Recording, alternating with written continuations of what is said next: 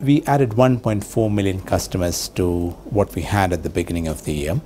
And I'm very pleased with that in a very difficult year when the GDP itself had a significant downward trend and many people were busy on non-economic activities created because of the prolonged elections. No, I mean, you had a trifecta. We had the drought, credit crunch, not one election, 2 elections, weakest growth in 6 years, but yet your numbers were spectacular, and double-digit growth in revenue, EPS up nearly 20%. I mean, these were really strong numbers in a down economy. What happens when this economy booms, Sateesh?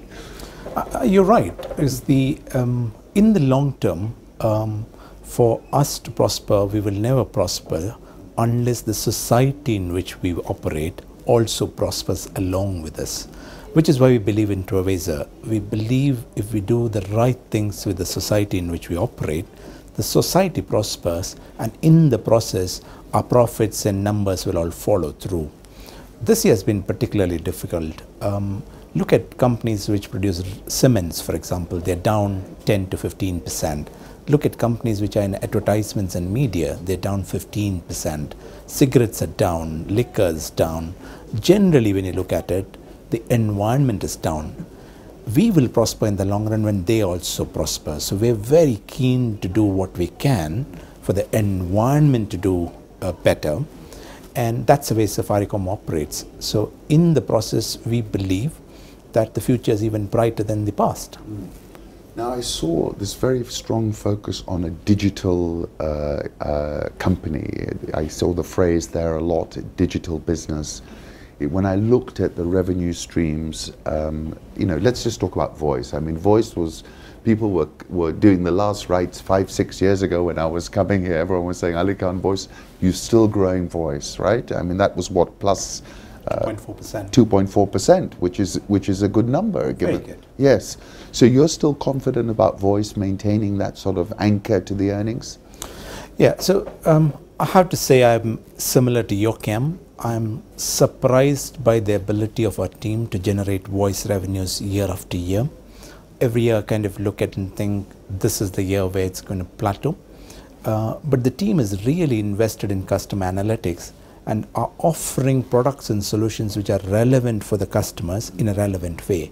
So for that mama boga who's got lesser to think about internet but need the voice services to complete the transactions, to speak to a wholesale vegetable supplier, for that customer, voice is more relevant than for me and you who probably use WhatsApps and many other things. So I believe there's still a market if you really search for through customer data analytics and big data analytics to find opportunities which are sprinkled out there and service them still. The other point was digital, and we believe that's the way to go. So we are really working towards to make the digital life of customer better. And by digital, I don't mean just a revenue stream, it's a way of life. To give you an example, we have introduced voice biometrics for the first time in Kenya probably, where you use your voice as a password. No longer can people dupe somebody else if they adopt this technology by stealing your password. Your voice is your password.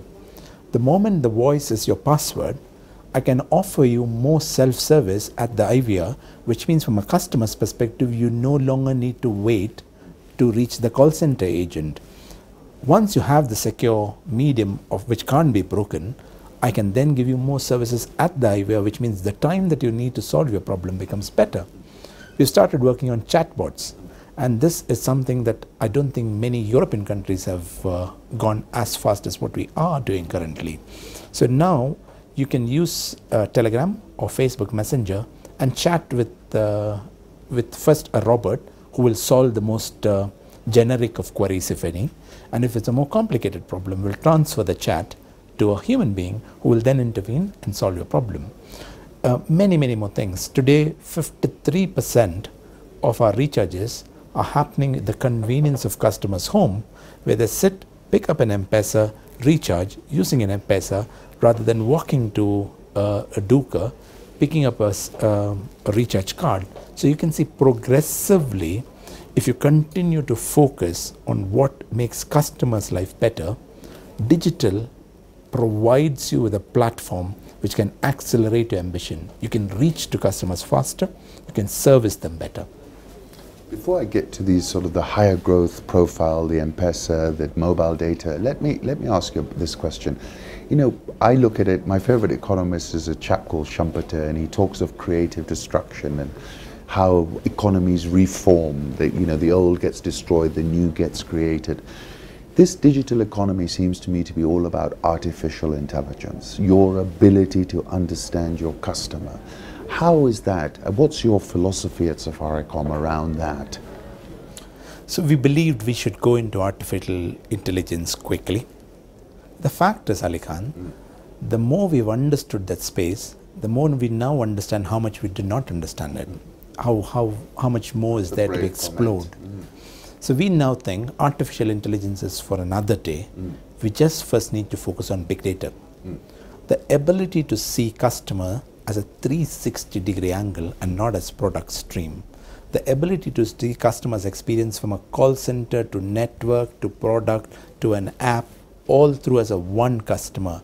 Because when a customer speaks to us, the customer doesn't speak to technology department, that customer doesn't speak to product department, the customer doesn't speak to another department. He speaks to Safaricom. But unfortunately, given the size of companies that we run, we end up doing verticalization of a customer view.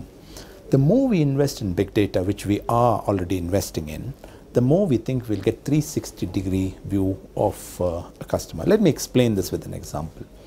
Imagine Ali Khan having a drop call and calling the call center to complain about it. The normal process would work something like this. You would call, the customer agent will ask you, what can I do for you? You would say there's a drop call, and they'll say, okay, I'm sorry about it, we'll try and do something. On the other hand, the customer cares very little about your sorry, he wants a solution. If we have big data, as and when we completely get to the stage of maturity, think about a situation where we have a customer analytical tool called SEM, where your all call drops are now getting feeded. You have an individual technology score, which says Ali Khan's technology experience has been 93%, whereas his experience has been 25%. And the moment the call center agent sees the call, you kind of see your last 5 transactions and know that you already have a drop call. And if I speak to Ali Khan saying, Ali Khan, thank you for calling. Before I listen to your problem, I know you've had a drop call. I'm sorry about it.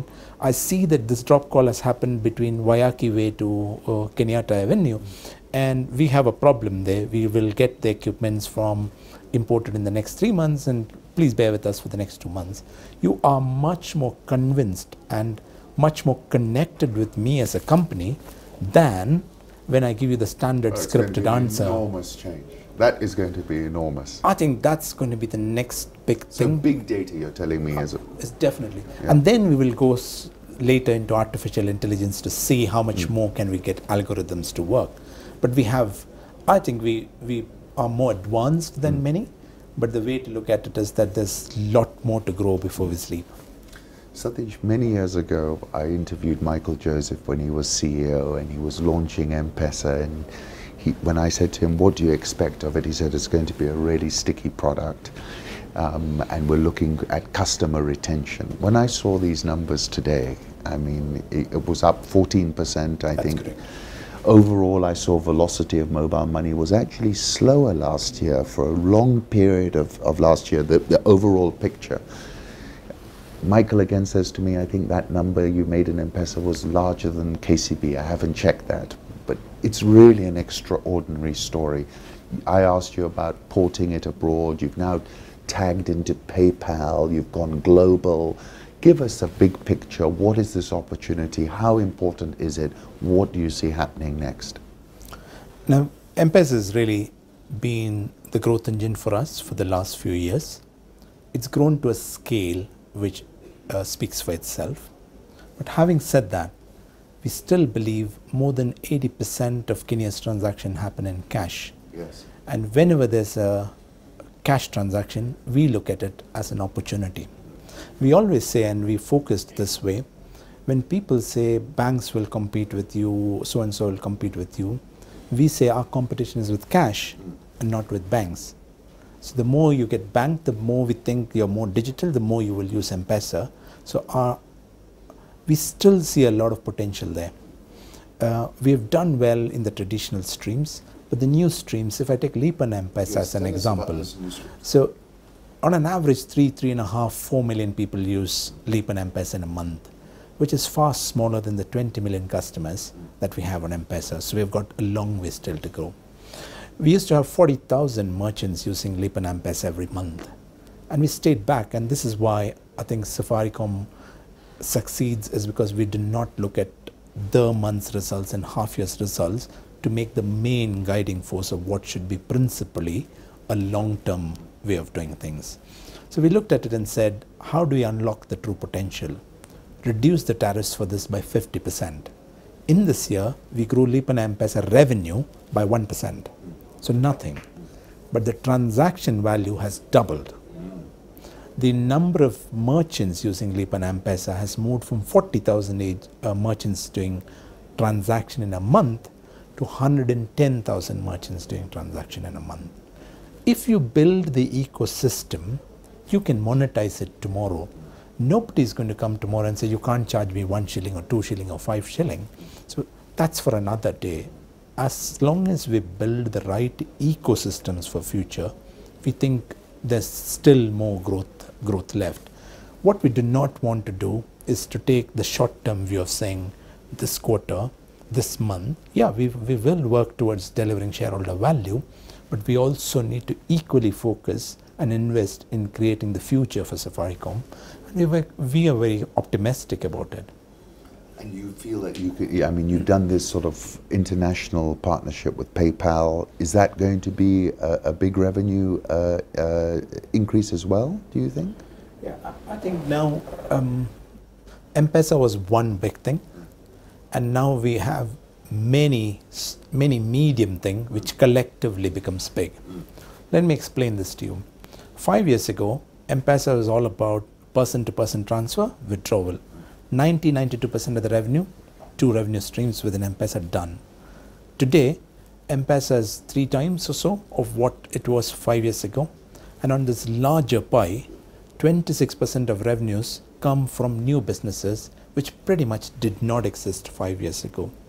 So I believe we have to focus on a lot many more small things, which individually may not be the stage of the overall, but each are now, like for example, we don't disclose numbers of the others beyond. The loan product delivers more than 1 billion shilling today. And there will be another, and that collectively makes it 10 billion shillings, 5 billion shillings. And we believe things like PayPal will open up a lot more opportunities.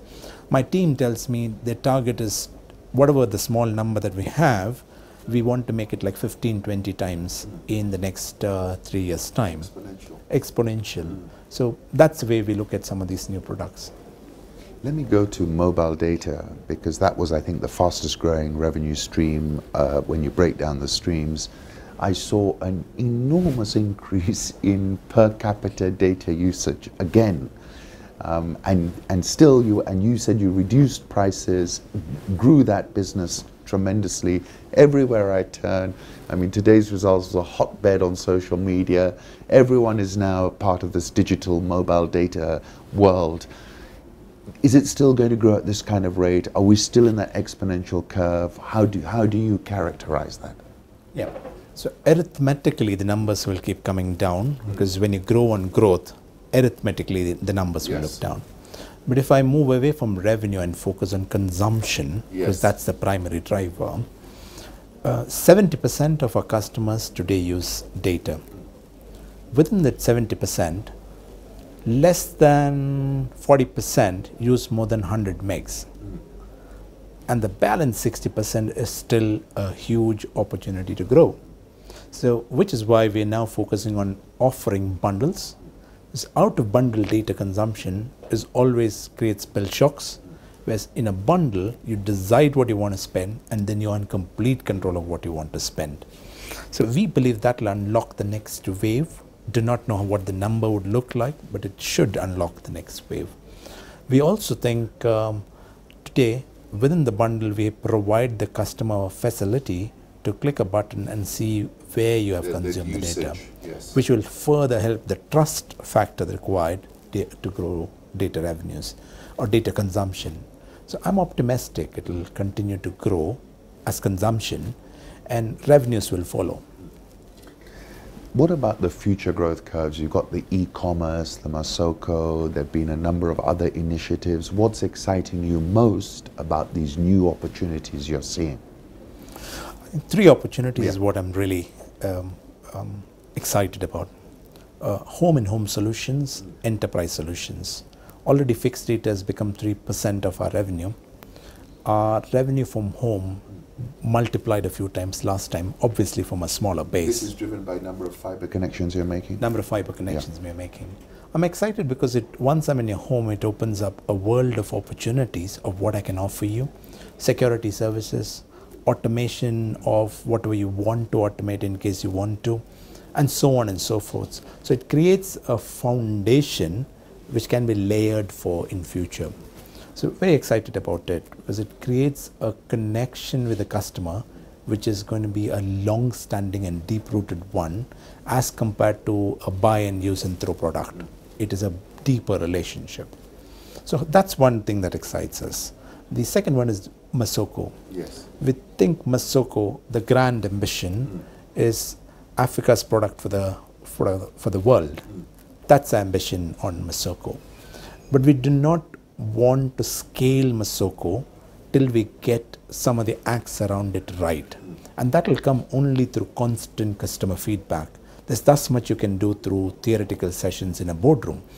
And that's what we are focused on. You saw our CSAT scores on Masoko has already gone to 80%, which means 80% of the customers are happy about what they're doing in Masoko. So we, as senior management, we do not want to see number of orders, we do not want to see the value transacted, we do not want to see how much revenue we're making. We want to see what are the two things that you're doing which will be better this month than the last month for a customer. What are the few things that you're doing where the consumer starts falling in love with you? And that's what we are focused on.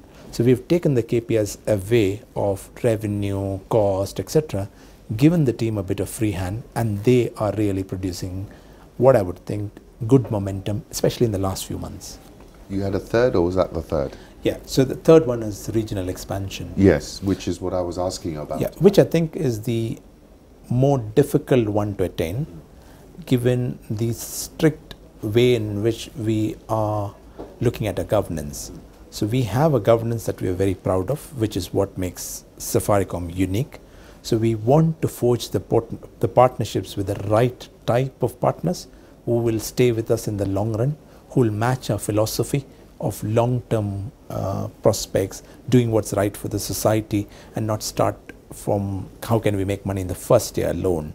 Of course we need to make money, but you need to get some of the fundamentals and foundations right, which is why it will take a little bit more time than the other ones which are more under our control, whereas this requires an alignment like a marriage.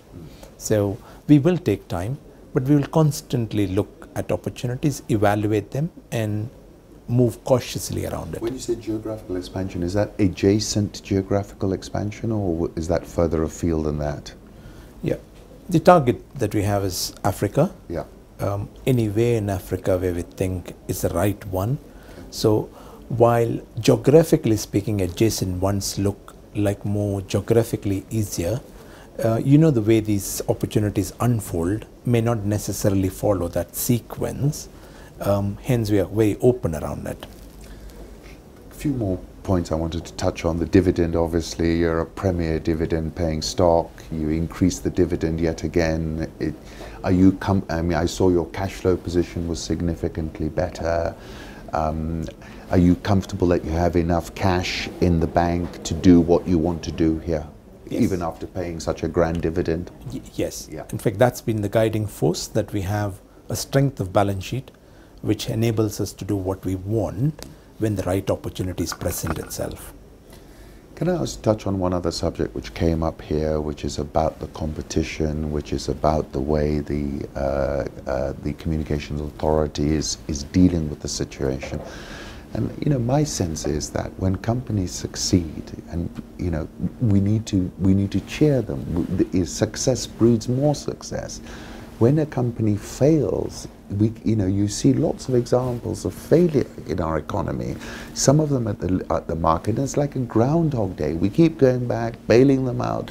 Nothing really happens.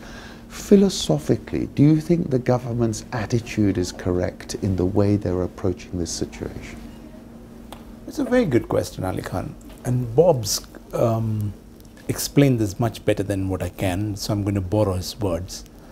He says the best thing for Kenya is to create 3 more Safaricoms rather than break the one Safaricom that we have. Yeah. We are today iconic as a country in East Africa. And the world. I'm saying Kenya as a country Yeah. stands as a forefront on many things in East Africa. And we think all the policies that the government should think about should be to further strengthen that position and take it to the next level. And Safaricom can play a part in the grand vision of where this country can go. We would like and encourage all the stakeholders to continue to look at the long-term vision of where the country should be and how companies like Safaricom can augur and help in that process. Our view is being successful, being dominant is not a crime. Abusive dominance is a crime, and Safaricom is very clearly found not abusing dominance, and hence punitive measures which normally are applied to those situations, it's not contextually right to use the same paintbrush in the case of Safaricom. Like Joe said earlier, Safaricom creates so much employment, and it's important that we look at the cascading impact on the society while thinking through some of these regulations. You touched on that point about employment, and I think some people don't understand it, particularly from abroad. You know, you were talking about the mama boga at 4 in the morning, buying her vegetables, taking a loan out, repaying it in the evening. I mean, it's at that fundamental level that it's a need for people, is it not, rather than a want? So this company which did an independent survey on the impact of Safaricom on the society has quantified that Safaricom sustains, not directly employs, sustains 830,000 jobs in this country, in a country where the average age is 20, in a country where the unemployment rate is 37–40%, 830,000 jobs creation is jobs. My final question is, you gave a very bullish upgrade here for the next full year results. Do you just want to tell us a little bit about what led you to think that and why? So we think the economic recovery or economic trajectory of the country should start gradually pulling back to where life was when everything was normal. We are counting on it and thinking that we would get back the momentum in the society in which we are operating, which will then in turn enable us to service them and grow our revenues as well. It is very optimistic. And as I said, arithmetically it's starting to become more difficult because it's of a longer, bigger, much higher base. But at this point of time, we think we are excited about a tough target, and that brings the best out of us, and that brings the best out for our shareholders. I'd like to finish by thanking also Bob, because he made a lovely intervention. And, you know, we have a little club and he's known as the captain. And I wanted to ask, you know, it seems you have tremendous bench strength, that in the absence of the captain, that you've been able to deliver such a great result. And for that, Sateesh, I really want to commend you and all your people for really an outstanding performance, which I think was far better than any analyst had predicted. I sort of calmed down a little bit yesterday because I saw what everybody was saying. But really, you've delivered a fantastic set of results.